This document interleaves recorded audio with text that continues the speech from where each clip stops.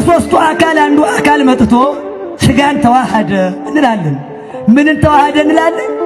ለዚህም ምስክራችን ያ ሥጋን የተዋሃደው ማን ነው ስንል እግዚአብሔር ቃል ነው እንላለን።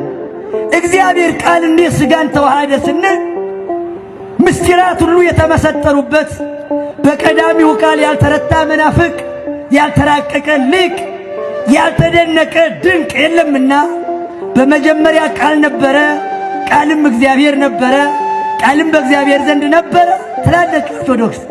እሺ ቃልም እግዚአብሔር ነበር፣ እግዚአብሔር ነበር ብላ ነበረና ቃልም ሥጋ ሆነ ብላ ትናገራለች። ማን ሥጋ ሆነ አለች? ማን ሥጋ ሆነ? ቃልሳ ማን ነው ከላይ ተብሏል? እግዚአብሔር ነው ተብሏል አይደል? ቃል ሥጋ ሆነ ማለቱ በከዊን ስሙ መናገሩ ነው እንጂ እግዚአብሔር ሰው ሆነ ማለቱ ነው። እየሰማችሁ ነው? ቃል ሥጋ ሆነ የከዊን ስም ስለሆነ ነው። ስለዚህ ኢየሱስ ክርስቶስ አምላክም ሰውም ነው። ኢየሱስ ክርስቶስ አምላክም ተናገሩ እናንተ ሰውም ነው እስቲ በሉኝ። ሰውም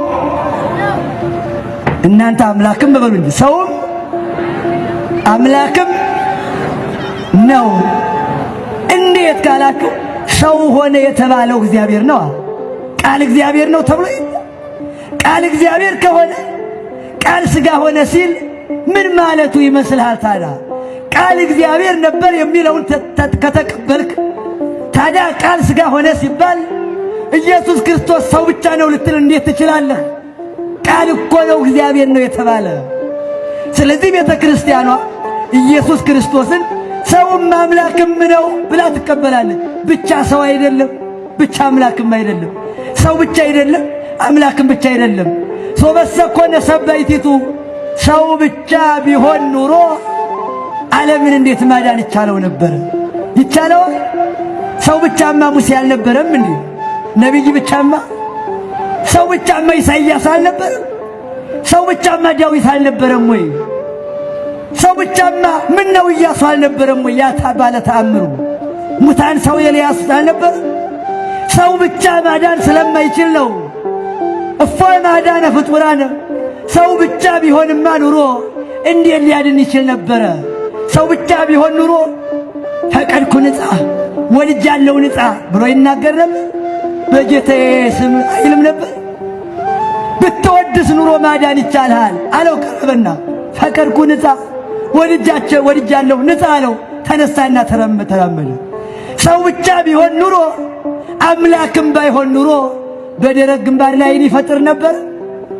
ሰው ብቻ ቢሆን ኑሮ አምላክም ባይሆን ኑሮ አልዓዛር ብሎ አልዓዛርን ከመቃብር ይቀሰቅስ ነበር? ሰው ብቻ ቢሆን ኑሮ ነፋሳትን ይገስጽ ማዕበልን ይገስጽ ነበርን? በራሱ ስልጣን ነፍሴን ከሥጋዬ ላኖራትም ልለያትም ስልጣን አለኝ። እስቲ በልሁላችሁ ነፍሴን በልሁላችሁ ከሥጋዬ ላኖራትም ልለያትም ስልጣን አለኝ። እስቲ እንዲህ ብሎ የተናገረ ነቢይ አምጣልኝ። እንዲህ ብሎ የተናገረ ሐዋርያ ማን?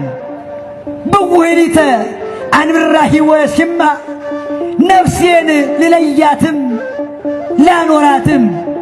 ሙሴ ነፍሱን ከሥጋው ለይቷል? ዳዊት ከሥጋው ነፍሱን ለይቷል ወይ? የትኛው ነቢይ ነው ነፍሴን ራሴ መለየት ይቻለኛል ያለ? የተቻለውስ ማን ነው? የተቻለው አለ? ማን አለ? ስለዚህ ኢየሱስ ክርስቶስ አምላክም ተናገሩ እንጂ ሰውም አምላክም ከሁለት አካል አንድ አካል ከሁለት ባህሪ አንድ ባህሪ የሆነ ነው። እንዴት ተዋሃደ? ይህንን ሊቁ ሲናገር ዘካርያስ የተባለ የቤተ ክርስቲያናችን ሊቅ ሃይማኖተ አበው 108 ላይ ምዕራፍ 108 ላይ እንደዚህ ይላል።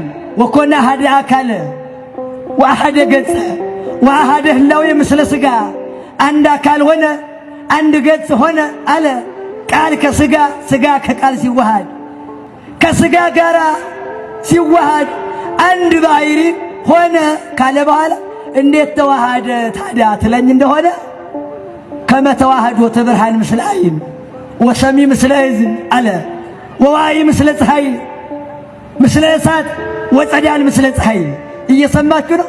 እንዴት ተዋሃደ ካልክ ብለህ ከጠየቀኝ አለ ብርሃን ከዓይን ጋራ፣ ቃል ከጆሮ ጋራ፣ የፀሐይ ብርሃን ከፀሐይ ክበብ ጋራ፣ የእሳት ሙቀት ከእሳቱ ነበልበል ጋራ እንዳለው ተዋህዶ እንዲሁ ተዋሃደ ነው የሚለው። አሁን እኔ እየተናገርኩ ነው። ይሰማችኋል? አይሰማችሁም? ይሰማችኋል? አዎ ይሰማል። ወሰሚ ምስለ እዝ አለ ታዲያ ሊቁ። ቃል ከጆሮ ጆሮ ከቃል ጋር እንዴት እንደሚዋሃድ ልትነግረኝ ትችላለህ? እንዴት አድርጎ ወደ ውስጥ ገባ? እንዴት ተዋሃደ? እንዴት በማህፀን አደረ ብለህ ልትጠይቅ ትችላለህ? እስቲ በመጀመሪያ የምናገረው ቃል ባንተ ልብ እንዴት አደረ? በየት ገባ? አጥንትህ እንዴት አሳለፈው? ይሄው ብዙ ደም አለ፣ ብዙ ጅማት አለ፣ ብዙ ሴል አለ፣ ብዙ ነርቭ አለ። አሁን የምናገረው ቃል ባንተ ጆሮ በየት አድርጎ እንዳለፈ ልታሳየኝ ትችላለህ? ልታስዳስሰኝ ትችላለህ? አልሰማሁትም እንዳትል፣ ቃሉ ከልብ ጋር ተዋህዷል። የለም እንዳትል፣ ይሄው ተዋህዷል። በመስማት ተዋህዷል። ነገር ግን አሳየኝ ብለህ ደግሞ ማሳየት አትችልም። እንዲገባ ማለት አትችልም። ልክ እንደዚሁ ቃል በማኅፀነ ማርያም አደረ፣ ከሥጋዋም ሥጋ ነስቶ ተዋሃደ ስንል እንዲህ አደረ፣ እንዲህ ገባ፣ እንዲህ በማኅፀኗ ውስጥ ገባ ብለህ መናገር አትችልም። ይህን መናገር አትችልም። ይህን መናገር ከፈለክ መጀመሪያ ቃል በጆሮ ገብቶ እንዴት እንደገባ እንዴት እንዳለፈ ይሄን ከተናገርክ በኋላ ያንን ታውቃለህ ይላል። እየሰማችሁ ነው? እያዳመጣችሁ ነው? ወረኢ ምስለ ፀሐይ አለ ደግሞ እንደገና ወብርሃን ምስለ ዓይን፣ ዓይን ከብርሃን ጋራ፣ ብርሃን ከዓይን ጋራ እንዳለው ተዋህዶ እንዲሁ ተዋሃደ። ዓይን ከብርሃን ጋራ በሩስ ይውላችሁ፣ ብርሃን ከዓይን ጋራ እንዳለው ተዋህዶ ልክ እንዲሁ ተዋሃደ። እንዲህ ነው ኦርቶዶክስ የምታምነው። ብርሃንን ባበሩት ጊዜ ከዓይን ጋራ ይዋሃዳል። ዓይንን በገለጡት ጊዜ ከብርሃን ጋራ ይዋሃዳል። ተገልጦ አለማየት የሚችል ዓይን የለም። አብርተውት አለማሳየት የሚችል ብርሃንም የለም። ተገልጦ አለመስማት የሚችል ጆሮ የለም። ተጮኸ አለመሰማት የሚችል ጩኸትም የለም። ልክ እንዲሁ የተገለጠ ዓይን ተገልጦ ሳለ ብርሃን ሳለለት አላይም ማለት ይችላል? አይችልም? እስቲ ሁላችሁም ዓይናችሁን ግለጡት። ገለጣችሁት? እንግዲህ አናይም በሉ። እንዳታዩ፣ እስቲ እንዳታዩ። አለማየት ቻላችሁ? ይቻላል? አይቻልም። ብርሃን ደግሞ እንዲህ አብርተውስ ሳለ አለማሳየት ይችላል? አይቻልም። ጆሮ ደግሞ ተገልጦ ሳለ አለመስማት ይችላል?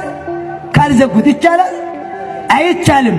ድምፅ ደግሞ ተናግረውስ ሳለ አለመሰማት ይችላል? አይቻልም።